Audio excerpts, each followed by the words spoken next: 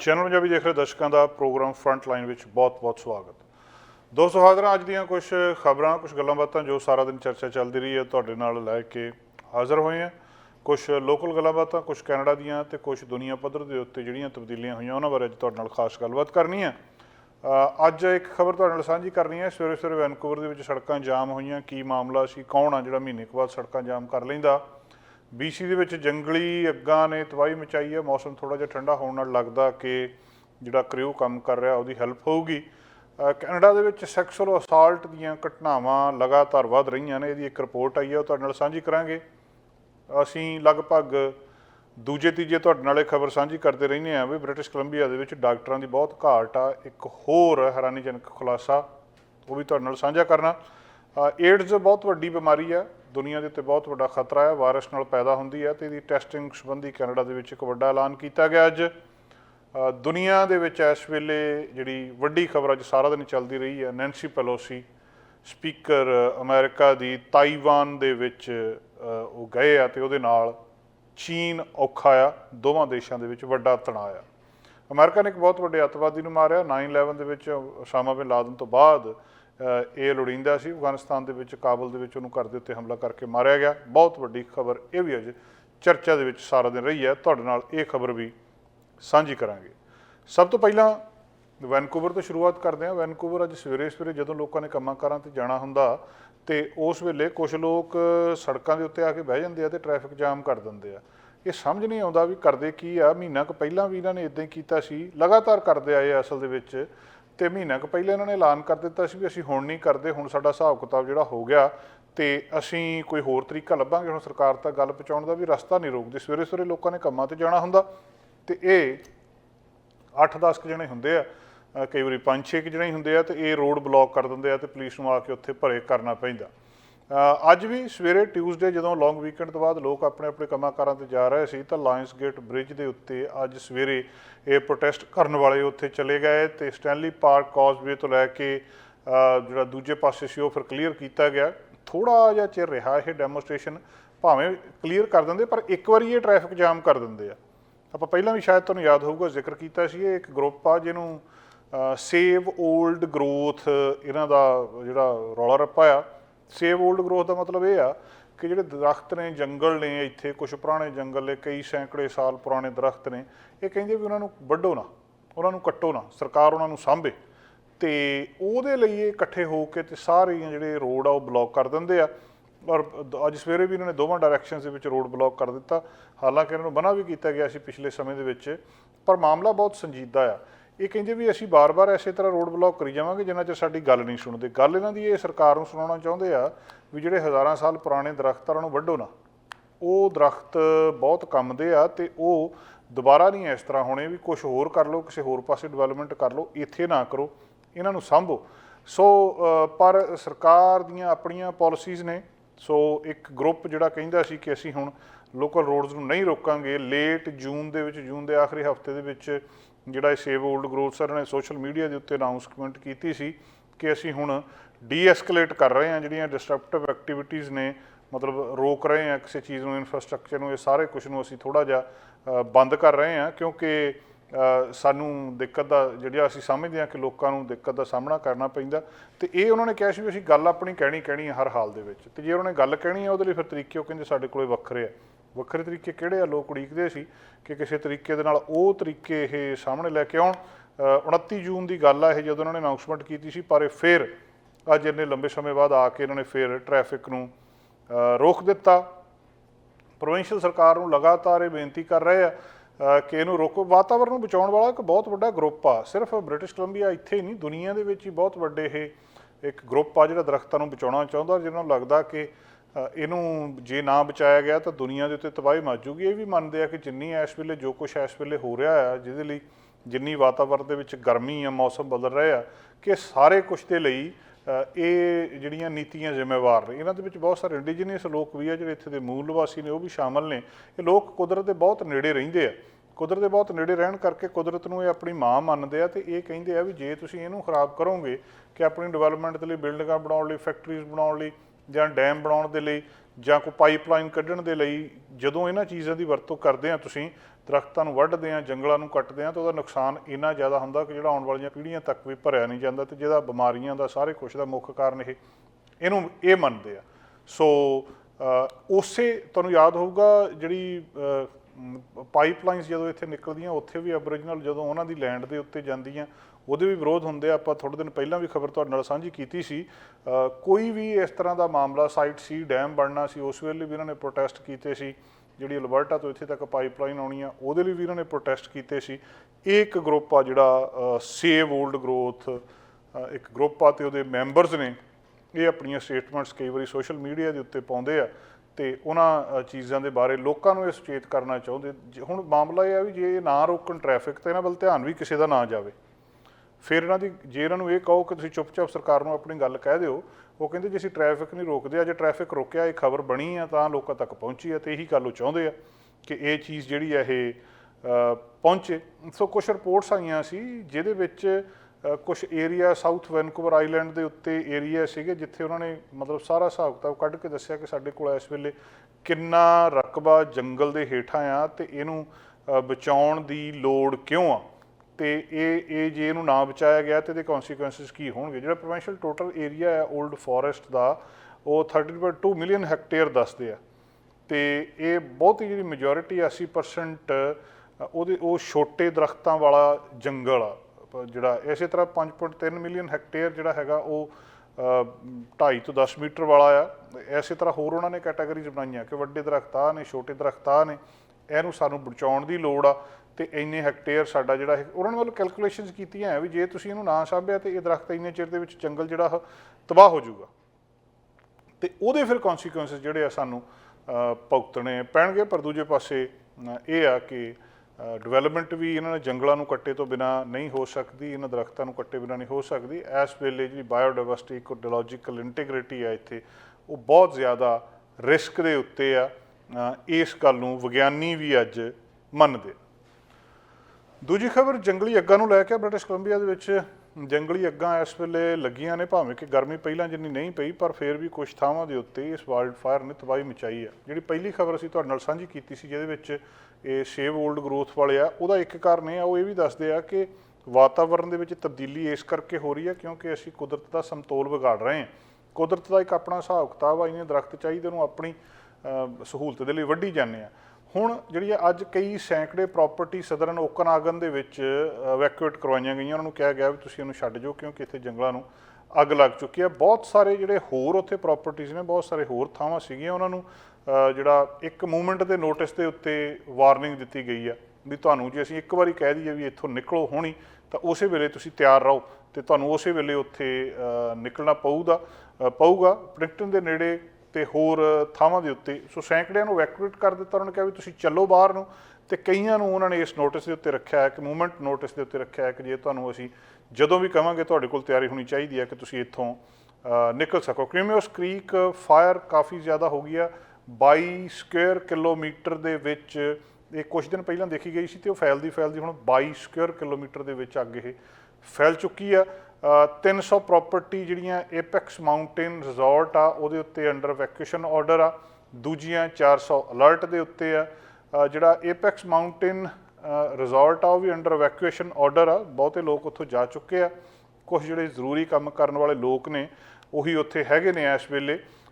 ਤੇ ਉਹਦਾ ਹੁਣ ਥੋੜ੍ਹਾ ਜਿਹਾ ਮੌਸਮ ਠੰਡਾ ਹੋ ਰਿਹਾ, ਆਉਣ ਵਾਲੇ ਦਿਨਾਂ ਦੇ ਵਿੱਚ ਵੀ ਦੱਸਦੇ ਆ ਕਿ ਗਰਮੀ ਇੰਨੀ ਜ਼ਿਆਦਾ ਨਹੀਂ ਪੈਣੀ। ਜਿੱਥੇ 30 ਡਿਗਰੀ ਤੋਂ ਉੱਤੇ ਟੈਂਪਰੇਚਰ ਚਲੇ ਗਿਆ ਸੀ, ਉੱਥੇ ਹੁਣ 30 ਡਿਗਰੀ ਤੋਂ ਟੈਂਪਰੇਚਰ ਥੱਲੇ ਰਹੂਗਾ। ਤੇ ਆਉਣ ਵਾਲੇ 2 ਕੁ ਦਿਨ ਜਿਹੜਾ ਮੀਂਹ ਵੀ ਪੈਣਾ ਆ ਉਹਦੇ ਨਾਲ ਵੀ ਦੱਸਦੇ ਆ ਕਿ ਜਿਹੜੇ ਕੰਮ ਕਰ ਰਹੇ ਇੱਥੇ ਕਰਿਊ ਜਿੰਨਾ ਕੰਮ ਕਰ ਰਿਹਾ ਉਹਨੂੰ ਥੋੜ੍ਹੀ ਬਹੁਤ ਮਦਦ ਮਿਲੂਗੀ, ਕਿਉਂਕਿ ਆਪ ਜਿੰਨਾ ਮਰਜ਼ੀ ਜ਼ੋਰ ਲਾਈ ਜਾਂਦੇ ਆ, ਜਿੰਨਾ ਚਿਰ ਵਾਤਾਵਰਨ ਮੌਸਮ ਕੁਦਰਤ ਸਾਥ ਨਹੀਂ ਦਿੰਦੀ, ਉਹ ਵਿਅਕਤੀ ਜਿਹੜੇ ਆਪਣੇ ਆਪ ਨੇ ਇਹ ਬਹੁਤਾ ਕੁਝ ਨਹੀਂ ਕਰ ਸਕਦੇ।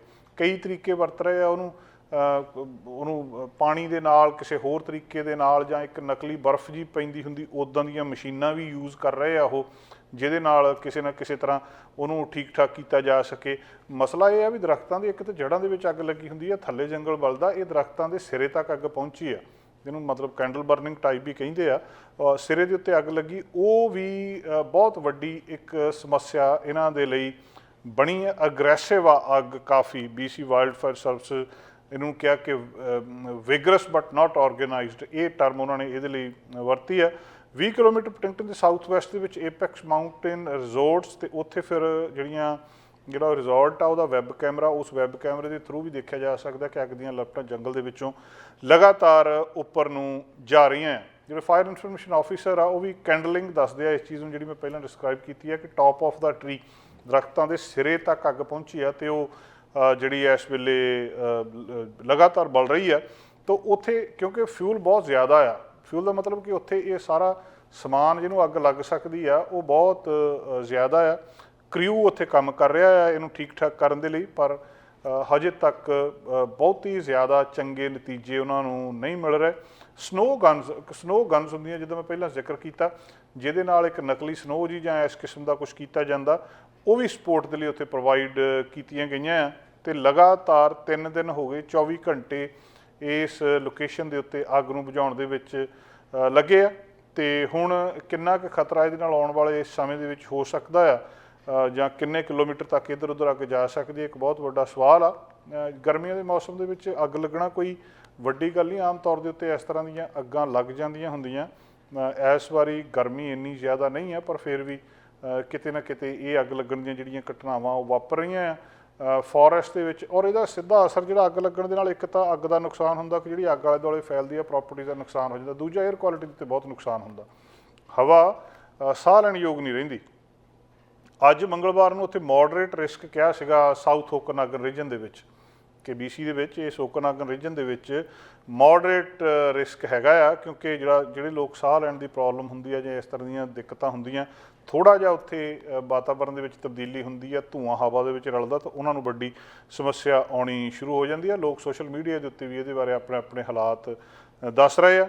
ਆਸ ਕੀਤੀ ਜਾ ਰਹੀ ਆ ਕਿ ਆਉਣ ਵਾਲੇ ਦਿਨਾਂ ਦੇ ਵਿੱਚ ਥੋੜ੍ਹਾ ਬਹੁਤਾ ਮੌਸਮ ਠੀਕ ਠਾਕ ਹੋ ਰਿਹਾ ਆ, ਤਾਂ ਇਹ ਅੱਗ ਨੂੰ ਕਾਬੂ ਪਾਉਣ ਦੇ ਵਿੱਚ ਮਦਦ ਜ਼ਰੂਰ ਮਿਲੇਗੀ। ਸਟੈਟਿਸਟਿਕਸ ਕੈਨੇਡਾ ਨੇ ਇੱਕ ਨਵੀਂ ਰਿਪੋਰਟ ਦਿੱਤੀ ਆ ਕਿ ਜਿਹੜਾ ਪੁਲਿਸ ਰਿਪੋਰਟਡ ਸੈਕਸੁਅਲ ਅਸੌਲਟ ਆ ਕੈਨੇਡਾ ਦੇ ਵਿੱਚ, ਉਹ ਬਹੁਤ ਵੱਧ ਗਏ ਆ। ਸੈਕਸੁਅਲ ਅਸੌਲਟ ਮਤਲਬ ਕਿਸੇ ਨਾਲ ਛੇੜਖਾਨੀ ਕਰਨਾ, ਉਹ ਹਾਲਾਂਕਿ ਬੜਾ ਸੱਭਿਅਕ ਅਤੇ ਵਿਕਸਿਤ ਮੁਲਕ ਆ, ਇਹਦੇ ਵਿੱਚ ਇਸ ਤਰ੍ਹਾਂ ਹੋਣਾ ਨਹੀਂ ਚਾਹੀਦਾ, ਪਰ ਫਿਰ ਵੀ ਬਹੁਤ ਸਾਰੇ ਲੋਕ ਇੱਦਾਂ ਦੇ ਹੈਗੇ ਆ ਜਿਹੜੇ ਔਰਤਾਂ ਨਾਲ ਜਾਂ ਬਿਨਾਂ ਉਹਨਾਂ ਦੀ ਮਰਜ਼ੀ ਤੋਂ ਉਹਨਾਂ ਨੂੰ ਟੱਚ ਕਰਦੇ ਆ, ਛੇੜਛਾੜ ਕਰਦੇ ਆ, ਸੈਕਸੁਅਲੀ ਅਸੌਲਟ ਕਰਦੇ ਆ ਕਿਸੇ ਵੀ ਤਰੀਕੇ ਦੇ ਨਾਲ। ਬਹੁਤ ਸਾਰੇ ਅਸੌਲਟ ਹੁੰਦੇ ਆ, ਪੁਲਿਸ ਨੂੰ ਰਿਪੋਰਟ ਨਹੀਂ ਹੁੰਦੇ, ਬਹੁਤ ਸਾਰੇ ਜਿਹੜੇ ਆ ਪੁਲਿਸ ਨੂੰ ਰਿਪੋਰਟ ਹੋ ਜਾਂਦੇ ਆ। ਅੰਕੜੇ ਇਹ ਦੱਸਦੇ ਆ ਕਿ 1996 ਤੋਂ ਲੈ ਕੇ ਹੁਣ ਤੱਕ ਇਹ ਸਭ ਤੋਂ ਵਧੇ ਆ। ਇਸ ਵੇਲੇ ਸਭ ਤੋਂ ਜ਼ਿਆਦਾ ਜਿਹੜੀਆਂ ਰਿਪੋਰਟਾਂ ਪੁਲਿਸ ਕੋਲ ਆ ਰਹੀਆਂ, ਜਾਂ ਕੋਈ ਔਰਤ ਜਦੋਂ ਇਹ ਸ਼ਿਕਾਇਤ ਲੈ ਕੇ ਆਉਂਦੀ ਆ ਕਿ ਉਹਨੇ ਮੈਨੂੰ ਛੇੜਿਆ ਜਾਂ ਛੇੜਖਾਨੀ ਕੀਤੀ ਆ, ਇਹ ਕੈਨੇਡਾ ਦੇ ਵਿੱਚ ਬਹੁਤ ਹੈਰਾਨੀ ਵਾਲੀ ਅਤੇ ਬੜੀ ਮਾੜੀ ਗੱਲ ਆ ਜਿਹੜੀ ਸਾਹਮਣੇ ਆ ਰਹੀ ਹੈ। 34,200 ਰਿਪੋਰਟਾਂ ਸੈਕਸੁਅਲ ਅਸੌਲਟ ਦੀਆਂ 2021 ਦੇ ਵਿੱਚ ਸਾਹਮਣੇ ਆਈਆਂ ਸੀ। ਸੋ 34,200 ਰਿਪੋਰਟਾਂ ਕੋਈ ਥੋੜ੍ਹੀਆਂ ਨਹੀਂ ਆ। ਔਰ ਜਦੋਂ ਤੋਂ ਅਸੀਂ ਪਿਛਲੇ ਪਾਸੇ ਨੂੰ ਦੇਖਦੇ ਹਾਂ ਕਿ 1 ਸਾਲ ਪਹਿਲਾਂ ਕਿੰਨੀਆਂ ਸੀ, ਉਹ ਤੋਂ 18-20% ਜ਼ਿਆਦਾ ਆ। 1 ਸਾਲ ਦੇ ਵਿੱਚ 18-20% ਵੱਧ ਜਾਣੀਆਂ। 1996 ਤੋਂ ਲੈ ਕੇ ਹੁਣ ਤੱਕ ਮਤਲਬ ਇੰਨੀਆਂ ਛੇੜਖਾਨੀ ਦੀਆਂ ਵਾਰਦਾਤਾਂ ਨਹੀਂ ਹੋਈਆਂ ਜਿੰਨੀਆਂ ਕੈਨੇਡਾ ਦੇ ਵਿੱਚ ਇਸ ਵੇਲੇ ਹੋ ਰਹੀਆਂ। ਹੁਣ ਇਹ ਏਜੰਸੀ ਜਿਹੜੀ ਆ ਰਿਪੋਰਟ ਦੱਸ ਰਹੀ ਆ, ਕੁਛ ਥਾਵਾਂ ਦੇ ਉੱਤੇ ਜਿਹੜੀਆਂ ਇਹ ਰਿਪੋਰਟਸ ਜਿਹੜੀਆਂ ਸਾਹਮਣੇ ਆ ਰਹੀਆਂ ਕਿ ਕਿਸ ਤਰੀਕੇ ਦੇ ਨਾਲ ਇਹ ਪਿਛਲੇ 5 ਸਾਲਾਂ ਦੇ ਵਿੱਚ ਕਿੱਦਾਂ ਵਧੀਆਂ ਆ। ਸਟੈਟਿਸਟਿਕਸ ਕੈਨੇਡਾ ਇਹ ਕਹਿ ਰਹੇ ਆ ਕਿ ਇਸ ਇਨਕਰੀਜ਼ ਦੇ ਬਾਵਜੂਦ ਜਿਹੜੀ ਸੈਕਸੁਅਲ ਵਾਇਲੈਂਸ ਆ ਜਾਂ number of sexual assault reported sexual assaults ਹੈਗੇ ਆ, ਉਹ ਅਜੇ ਵੀ ਜਿਹੜੇ ਅੰਡਰ ਐਸਟੀਮੇਟ ਹੈਗੇ ਆ। ਉਹਦੇ ਬਾਰੇ ਹੋਰ ਜਿਹੜਾ ਦੇਖਣ ਦੀ ਲੋੜ ਆ। ਪੈਂਡੈਮਿਕ ਦੇ ਵਿੱਚ ਇਹਨੂੰ ਇੱਕ ਪੈਰਲਲ ਪੈਂਡੈਮਿਕ ਕਿਹਾ ਜਾਂਦਾ ਸੀ ਕਿ ਇੱਕ ਤਾਂ ਪੈਂਡੈਮਿਕ ਕੋਵਿਡ-19 ਦੀ ਚੱਲ ਰਹੀ ਆ, ਉਹਦੇ ਨਾਲ ਇਹ ਕਹਿੰਦੇ ਸੀ ਵੀ ਇਹ ਵੀ ਇੱਕ ਪੈਂਡੈਮਿਕ ਆ, ਇਹ ਵੀ ਇੱਕ ਮਹਾਂਮਾਰੀ ਆ। ਕੋਵਿਡ ਦੇ ਸਮੇਂ ਦੇ ਵਿੱਚ ਸੈਕਸੁਅਲ ਅਸੌਲਟ ਦੀਆਂ ਵਾਰਦਾਤਾਂ ਦੇ ਵਿੱਚ ਬਹੁਤ ਵਾਧਾ ਹੋਇਆ ਸੀ। ਹੁਣ ਇਹਦਾ ਆਪਸ 'ਚ ਕੀ ਸੰਬੰਧ ਆ ਇਹ ਨਹੀਂ ਪਤਾ। ਲੋਕਾਂ ਨੇ ਜਿਹੜਾ ਦੂਜਾ ਸੈਕਸੁਅਲ ਅਸੌਲਟ ਦੇ ਨਾਲ ਹੇਟ ਕ੍ਰਾਈਮ ਦੇ ਵਿੱਚ ਬਹੁਤ ਜ਼ਿਆਦਾ ਵਾਧਾ ਹੋਇਆ। ਹੇਟ ਕ੍ਰਾਈਮ, ਨਫ਼ਰਤ ਦੀਆਂ ਇੱਕ ਦੂਜੇ ਦੇ ਨਾਲ ਜਿਹੜੀਆਂ ਕਿਸੇ ਰੇਸ ਨੂੰ ਲੈ ਕੇ, ਕਿਸੇ ਵਿਅਕਤੀ ਨੂੰ ਲੈ ਕੇ, ਉਹਦੇ ਵਿੱਚ ਵੀ ਦੱਸਦੇ ਆ ਕਿ ਜਿਹੜੇ ਹੇਟ ਮੋਟੀਵੇਟਡ ਕ੍ਰਾਈਮਸ ਨੇ ਕੈਨੇਡਾ ਦੇ ਵਿੱਚ 2021 ਦੇ ਵਿੱਚ ਉਹ ਵੀ 3300 ਦੇ ਕਰੀਬ ਰਿਪੋਰਟ ਕੀਤਾ ਗਿਆ। 27% ਵਾਧਾ ਇਹਦੇ ਵਿੱਚ ਵੀ ਦੱਸਿਆ ਜਾ ਰਿਹਾ। ਔਰ ਜੇਕਰ 2019 ਤੋਂ ਲਾਓ ਤਾਂ 72% ਜੰਪ ਆ। ਕੋਵਿਡ ਦੇ ਦੌਰਾਨ ਜਿਹਦਾ ਚੀਨ ਮੂਲ ਦੇ ਕੁਝ ਲੋਕ ਸੀਗੇ, ਉਹਨਾਂ ਨਾਲ ਲੋਕਾਂ ਨੇ ਨਫ਼ਰਤ ਕਰਨੀ ਸ਼ੁਰੂ ਕਰ ਦਿੱਤੀ ਵੀ ਤੁਹਾਡੇ ਕੋਲੋਂ ਕੋਵਿਡ ਆਇਆ। ਉਹਨਾਂ ਨੂੰ ਜਿੰਨਾ ਲੋਕਾਂ ਨੇ ਮਤਲਬ ਉਹਨਾਂ ਦੇ ਨਾਲ ਵਿਤਕਰਾ ਕੀਤਾ, ਉਹਨਾਂ ਦੇ ਨਾਲ ਨਫ਼ਰਤ ਕੀਤੀ, ਇਸੇ ਤਰ੍ਹਾਂ ਪਤਾ ਨਹੀਂ ਕੀ ਹੋ ਗਿਆ ਸੀ ਇਸ ਕੋਵਿਡ ਦੇ ਦੌਰਾਨ, ਜਿਹੜੇ ਹੁਣ ਕੋਵਿਡ ਨੇ ਤਾਂ ਇੱਕ ਨੁਕਸਾਨ ਕੀਤਾ, ਉਹਨੇ ਜਿਹੜਾ ਲੋਕਾਂ ਦੇ ਸੁਭਾਅ ਦੇ ਵਿੱਚ ਤਬਦੀਲੀ ਕੀਤੀ। ਲੋਕ ਅੰਦਰ ਰਹਿਣ ਦੇ ਨਾਲ ਚਿੜਚਿੜੇ ਹੋ ਗਏ, ਲੋਕਾਂ ਦੇ ਸੁਭਾਅ ਬਦਲ ਗਏ। ਸਭ ਤੋਂ ਵੱਧ ਹਥਿਆਰ ਕੋਵਿਡ ਦੇ ਦੌਰਾਨ ਅਮਰੀਕਾ ਦੇ ਵਿੱਚ ਖਰੀਦੇ ਗਏ ਆ, ਕੈਨੇਡਾ ਦੇ ਵਿੱਚ ਵੀ ਇਸੇ ਤਰ੍ਹਾਂ ਦੇ ਅੰਕੜੇ ਸੀ। ਹੇਟ ਕ੍ਰਾਈਮ ਸਭ ਤੋਂ ਵੱਧ ਇੱਥੋਂ ਹੋਇਆ। ਸੈਕਸੁਅਲ ਅਸੌਲਟ ਜਿਹੜੇ ਲੋਕਾਂ ਨੇ ਕੀਤੇ ਆ ਉਹ ਇਸ ਸਮੇਂ ਦੇ ਵਿੱਚ ਕੀਤੇ ਆ। ਹੁਣ ਅੱਗੇ ਜਾ ਕੇ ਜਿਹੜੇ ਇਹ ਵਿਗਿਆਨੀ ਆ ਜਾਂ ਵਿਦਵਾਨ ਨੇ ਉਹ ਇਹਦੇ ਕਾਰਨ ਲੱਭਣਗੇ ਕਿ ਇਹਦਾ ਕੋਵਿਡ ਦਾ ਅੰਦਰ ਰਹਿਣ ਦੇ ਨਾਲ ਜਾਂ ਇਹਨਾਂ ਚੀਜ਼ਾਂ ਦੇ ਨਾਲ ਕੀ ਸੰਬੰਧ ਸੀ। ਪਰ ਇਹ ਇੱਕ ਬਹੁਤ ਵੱਡਾ ਜਿਹੜਾ ਸੱਚ ਆ ਕਿ ਸੈਕਸੁਅਲ ਅਸੌਲਟ ਇਸ ਸਮੇਂ ਦੇ ਵਿੱਚ ਬਹੁਤ ਜ਼ਿਆਦਾ ਕੋਵਿਡ ਦੇ ਸਮੇਂ ਦੇ ਵਿੱਚ ਹੋਇਆ। ਜਿਹੜੇ ਵਾਇਲੈਂਟ ਕ੍ਰਾਈਮਸ ਨੇ, ਹੋਮਿਸਾਈਡ ਆ, ਕ੍ਰਿਮੀਨਲ ਹਰਾਸਮੈਂਟ ਆ, ਜਾਂ ਫਾਇਰ ਆਰਮ ਓਫੈਂਸਿਸ ਨੇ, ਹਥਿਆਰਾਂ ਦੇ ਨਾਲ ਇੱਦਾਂ ਦੀਆਂ ਗੱਲਾਂ, ਉਹਦੇ ਵਿੱਚ ਵੀ ਵਾਧਾ ਹੋਇਆ। ਜਿਹੜੀ ਕੈਨੇਡੀਅਨ ਰੇਸ ਰਿਲੇਸ਼ਨਸ ਫਾਊਂਡੇਸ਼ਨ ਆ, CRRF, ਉਹਨਾਂ ਨੇ ਇਸ ਜਿਹੜੀ ਰਿਪੋਰਟ ਨੂੰ ਰਿਸਪੌਂਡ ਕੀਤਾ ਹੈ ਅਤੇ ਫੈਡਰਲ ਸਰਕਾਰ ਨੂੰ ਕਿਹਾ ਆ ਕਿ ਜਿਹੜੇ ਹੇਟ ਮੋਟੀਵੇਟਡ ਕ੍ਰਾਈਮਸ ਨੇ ਇਹਦੇ ਲਈ ਘੱਟੋ ਘੱਟ ਤੁਸੀਂ ਕੁਛ ਕਰੋ। ਵੀ ਲੋਕ ਇੰਨੀ ਜ਼ਿਆਦਾ ਨਫ਼ਰਤ ਕਿਸੇ ਖਾਸ ਭਾਈਚਾਰੇ ਦੇ ਨਾਲ ਕਰਨ ਲੱਗ ਜਾਂਦੇ ਆ, ਇਹਦੇ ਲਈ ਕੁਛ ਨਾ ਕੁਛ ਕਰਨਾ ਚਾਹੀਦਾ।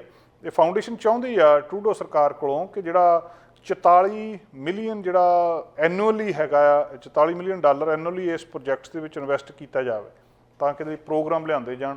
ਜਿਹੜੇ ਵਿਕਟਮਸ ਆ, ਜਿਹੜੇ ਬੰਦੇ ਨਾਲ ਇਹ ਵਾਰਦਾਤ ਹੋ ਗਈ ਆ, ਉਹਨੂੰ ਨਫ਼ਰਤ ਦਾ ਸ਼ਿਕਾਰ ਹੋਣਾ ਪਿਆ ਆ, ਤੇ ਘੱਟੋ ਘੱਟ ਉਹਨੂੰ ਕੁਛ ਨਾ ਕੁਛ ਮਦਦ ਕੀਤੀ ਜਾ ਸਕੇ। ਜਾਂ ਜਿਹੜੀ ਦੂਜੀ ਹੈਗੀ ਆ ਮੈਂਟਲ ਹੈਲਥ ਕੇਅਰ ਆ, ਉਹਨਾਂ ਨੂੰ ਪ੍ਰੋਬਲਮ, ਬਹੁਤ ਸਾਰੇ ਲੋਕ ਇਸ ਕਰਕੇ ਸੈਕਸੁਅਲ ਅਸੌਲਟ ਕਰਦੇ ਵੀ ਦਿਮਾਗੀ ਤੌਰ 'ਤੇ ਠੀਕ ਹੀ ਨਹੀਂ ਰਹੇ, ਉਹ ਮੈਂਟਲੀ ਉਹਨਾਂ ਨੂੰ ਪ੍ਰੋਬਲਮਸ ਆ, ਉਹਨਾਂ ਦਾ ਇਲਾਜ ਕੀਤਾ ਜਾ ਸਕੇ, ਕੋਈ ਮੈਡੀਕਲ ਇਕਵਿਪਮੈਂਟ ਖਰੀਦਿਆ ਜਾ ਸਕੇ। ਸੋ ਜਿਹੜੀ ਐਮਰਜੈਂਸੀ, ਉਹਨਾਂ ਨੇ ਇਹ ਕਹਿੰਦੇ ਆ ਕਿ ਜਦੋਂ ਐਮਰਜੈਂਸੀ ਫੰਡ ਕ੍ਰੀਏਟ ਕੀਤਾ ਜਾਂਦਾ ਕਮਿਊਨਿਟੀਜ਼ ਦੇ ਲਈ, ਇਸੇ ਤਰ੍ਹਾਂ ਇਹਦੀ ਜ਼ਰੂਰਤ ਹੈਗੀ ਆ, ਤਾਂ ਹੀ ਇਹਨੂੰ ਐਡਰੈਸ ਕੀਤਾ ਜਾ ਸਕਦਾ। ਹਰ ਸਾਲ ਉਹ ਕਹਿੰਦੇ ਜਿਸ ਤਰੀਕੇ ਦੇ ਨਾਲ ਹੇਟ ਦੇ ਵਿੱਚ ਤੇ ਵਾਧਾ ਹੋ ਰਿਹਾ ਆ, ਉਹ ਇੱਕ ਬੜੀ ਨਿੰਦਣ ਵਾਲੀ ਗੱਲ ਆ, ਤੇ ਸਰਕਾਰ ਨੂੰ ਕੁਛ ਨਾ ਕੁਛ ਯਤਨ ਇਹਦਾ ਕਰਨਾ ਚਾਹੀਦਾ। ਹੁਣ ਸਵਾਲ ਅਲੱਗ-ਅਲੱਗ ਪੈਦਾ ਹੁੰਦੇ ਕਿ ਸੈਕਸੁਅਲ ਵਾਇਲੈਂਸ ਅਸੀਂ ਕਹਿੰਦੇ ਕਿਹਨੂੰ ਆ, ਕਿ ਜਿਹੜੀ ਇਸ ਕਿਸਮ ਦੀ ਹਿੰਸਾ ਆ, ਇਹਨੂੰ ਕਾਮੁਕ ਹਿੰਸਾ ਜਾਂ ਇਹ ਹੈ, ਇਹਨੂੰ ਅਸੀਂ ਕਹਿੰਦੇ ਕੀ ਆ। ਅਸਲ ਦੇ ਵਿੱਚ ਜਿਹੜਾ ਕੋਈ ਵੀ ਅਨਵਾਂਟਡ ਸੈਕਸੁਅਲ ਕੰਟੈਕਟ ਆ ਕਿਸੇ ਦੇ ਨਾਲ, ਕਿਸੇ ਦੀ ਮਰਜ਼ੀ ਤੋਂ ਬਿਨਾਂ ਉਹਨੂੰ ਕੋਈ ਵੀ ਕੰਟੈਕਟ ਕਰਨਾ, ਉਹਦੇ ਨਾਲ ਇਹਦੀ ਕਈ ਫਾਰਮਸ ਨੇ, ਇਹਦੀਆਂ ਜਿਹੜੀਆਂ ਸੈਕਸੁਅਲ ਹਰਾਸਮੈਂਟ ਵੀ ਆ, ਅਨਵਾਂਟਡ ਸੈਕਸੁਅਲ ਐਕਟੀਵਿਟੀ ਵੀ ਆ, ਟੱਚ ਕਰਨਾ ਕਿਸੇ ਨੂੰ, ਰੇਪ ਇਹਦੇ ਵਿੱਚ ਕਿਸੇ ਨੂੰ, ਜਿਹੜਾ ਹੋਰ ਜਿਹੜੀਆਂ ਇਸ ਤਰ੍ਹਾਂ ਦੀਆਂ ਹਰਕਤਾਂ ਕਰਨੀਆਂ, ਔਰ ਇਹਦੇ ਵਿੱਚ ਜਾਂ ਈਵਨ ਕੌਮੈਂਟ ਕਰਨਾ ਕਿਸੇ ਨੂੰ, ਕੋਈ ਕਹਿਣਾ ਕਿਸੇ ਨੂੰ, ਉਹਦੇ ਬਿਹੇਵੀਅਰ ਨੂੰ, ਇਹ ਸਾਰਾ ਕੁਛ ਇਹਦੇ ਵਿੱਚ, ਜਾਂ ਕਿਸੇ ਨੂੰ ਕੋਈ ਚੁਟਕਲਾ ਉਹਦੇ ਉੱਤੇ ਇੱਦਾਂ ਦਾ, ਜਾਂ ਉਹਨੂੰ ਡਰਾਉਣਾ ਇਸ ਮਾਮਲੇ ਦੇ ਵਿੱਚ, ਕੋਈ ਰਿਮਾਰਕਸ ਉਹਨੂੰ ਇੱਦਾਂ ਦੇ ਦੇਣੇ, ਜਾਂ ਉਹਨੂੰ ਔਨਲਾਈਨ ਕੁਛ ਜਿਹੜਾ, ਕਿਉਂਕਿ ਬਹੁਤਾ ਸੈਕਸੁਅਲ ਅਸੌਲਟ ਇਸ ਵੇਲੇ ਔਨਲਾਈਨ ਵੀ ਹੋ ਰਿਹਾ। ਇੱਥੇ ਸੈਕਸੁਅਲ ਵਾਇਲੈਂਸ ਜਾਂ ਸੈਕਸੁਅਲ ਅਸੌਲਟ ਦੀ ਜਿਹੜੀ ਡੈਫੀਨੇਸ਼ਨ ਹੈ, ਜਿਹੜੀ ਪਰਿਭਾਸ਼ਾ, ਉਹ ਬਿਲਕੁਲ ਵੱਖਰੀ ਹੈ। ਜ਼ਰੂਰੀ ਨਹੀਂ ਕਿ ਕਿਸੇ ਨੇ ਤੁਰੇ ਜਾਂਦੇ ਨੇ ਕਿਸੇ ਔਰਤ ਨਾਲ ਛੇੜਖਾਨੀ ਕੀਤੀ ਹੋਵੇ, ਤੁਸੀਂ ਕਿਸੇ ਨੂੰ ਮੈਸੇਜ ਕਰਕੇ ਜਾਂ ਇੰਟਰਨੈਟ ਦੇ ਉੱਤੇ ਵੀ ਕਿਸੇ ਨੂੰ ਕੁਝ ਕਹਿ ਦਿੰਦੇ ਆ ਤਾਂ ਉਹ ਵੀ ਇਸੇ ਕੈਟਾਗਰੀ ਦੇ ਵਿੱਚ ਮੰਨਿਆ ਜਾਂਦਾ।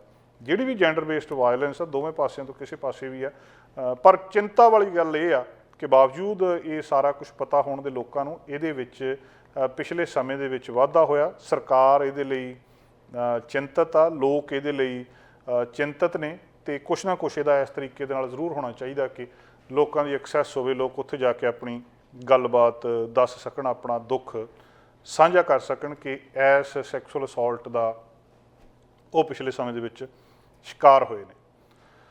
ਕੈਨੇਡਾ ਦੇ ਵਿੱਚ ਫੈਮਿਲੀ ਫਿਜ਼ੀਸ਼ੀਅਨ ਦੀ ਕਮੀ ਆ। ਬਹੁਤ ਵਾਰੀ ਇਹ ਗੱਲਬਾਤ ਅਸੀਂ ਸਾਂਝੀ ਕਰ ਚੁੱਕੇ ਹਾਂ। 10 ਲੱਖ ਦੇ ਕਰੀਬ ਬੰਦਾ ਇਕੱਲੇ ਬ੍ਰਿਟਿਸ਼ ਕੋਲੰਬੀਆ ਦੇ ਵਿੱਚ ਆ ਜਿਨ੍ਹਾਂ ਨੂੰ ਫੈਮਿਲੀ ਡਾਕਟਰ ਨਹੀਂ ਮਿਲ ਰਿਹਾ।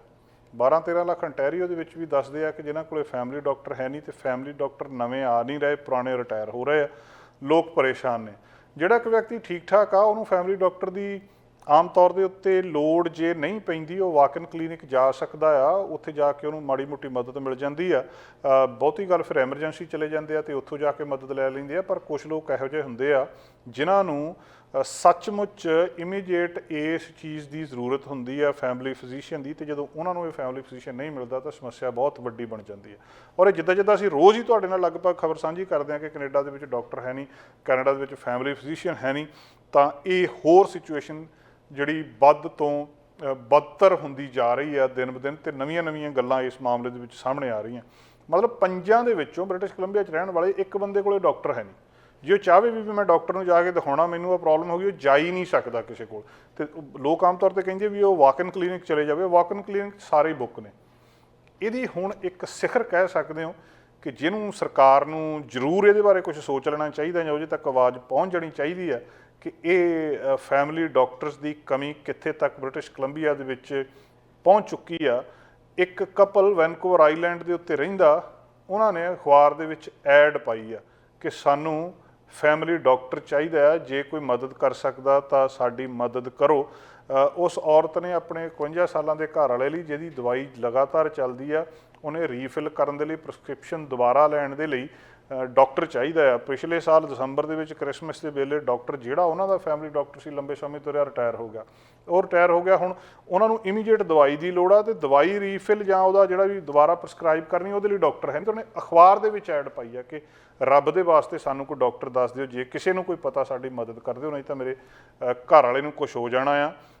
ਇਹ ਬਹੁਤ ਜ਼ਰੂਰੀ ਆ। ਹੁਣ ਇੱਥੇ ਤੱਕ ਇਹ ਹਾਲਾਤ ਪਹੁੰਚ ਚੁੱਕੇ ਆ ਕਿ ਵੈਨਕੂਵਰ ਆਈਲੈਂਡ ਬੇਸਡ ਇੱਕ ਨਿਊਜ਼ਪੇਪਰ ਆ, ਲਗਭਗ ਆ ਵੀਕਐਂਡ ਦੇ ਉੱਤੇ ਸਾਰਿਆਂ ਨੇ ਉਹ ਐਡ ਦੇਖੀ ਹੋਊਗੀ ਕਿ ਉਹਨੇ ਫੈਮਿਲੀ ਫਿਜ਼ੀਸ਼ੀਅਨ ਲੱਭਣ ਦਾ ਇੱਕ ਜਿਹੜਾ ਤਰੀਕਾ ਵਰਤਿਆ ਆ ਉਹ ਬਿਲਕੁਲ ਵੱਖਰਾ ਆ।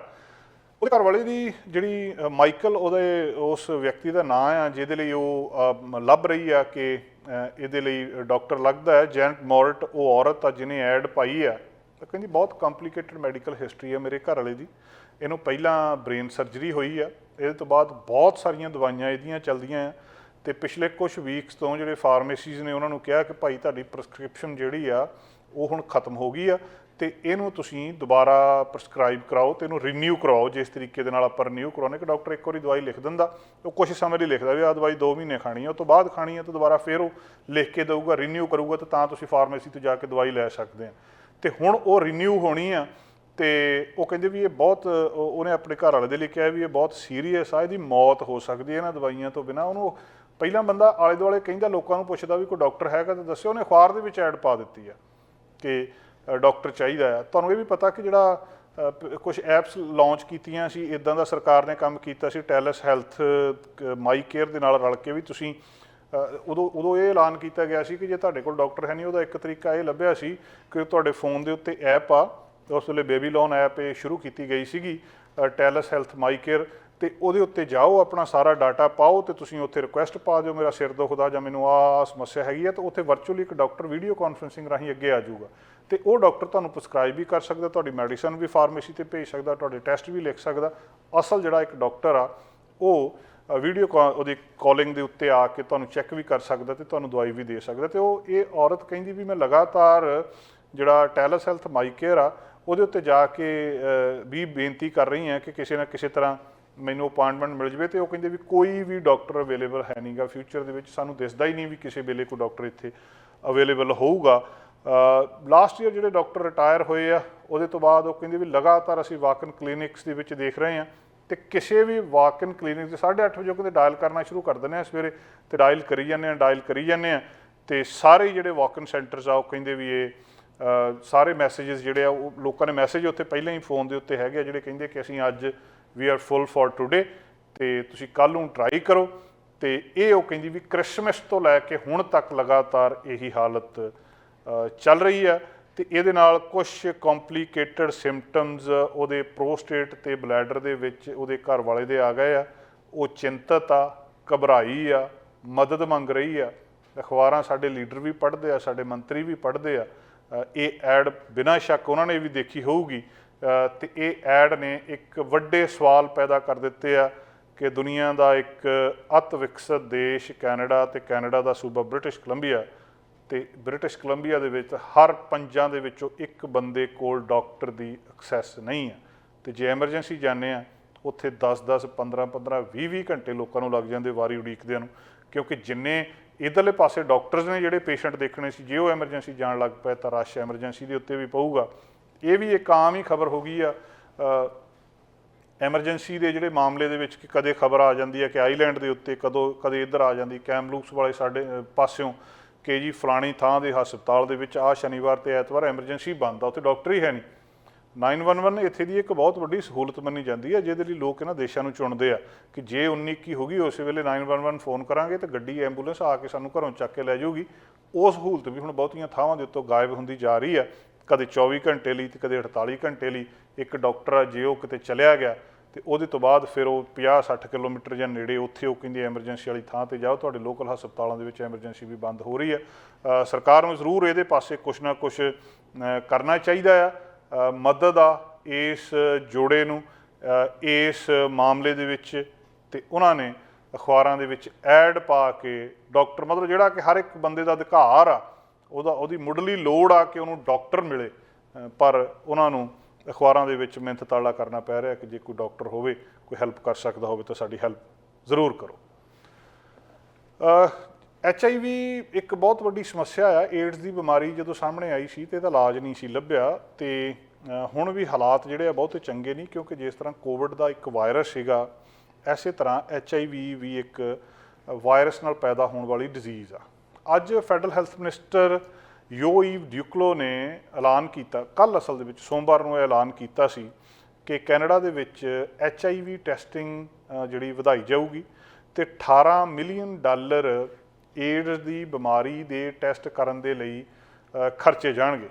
ਔਰ ਇਹਦਾ ਇੱਕ ਵੱਡਾ ਹਿੱਸਾ ਜਿਹੜਾ ਆ ਉਹ ਇਸ ਗੱਲ ਦੇ ਉੱਤੇ ਖਰਚ ਕੀਤਾ ਜਾਊਗਾ ਕਿ ਲੋਕ ਆਪ ਟੈਸਟ ਕਰ ਸਕਣ।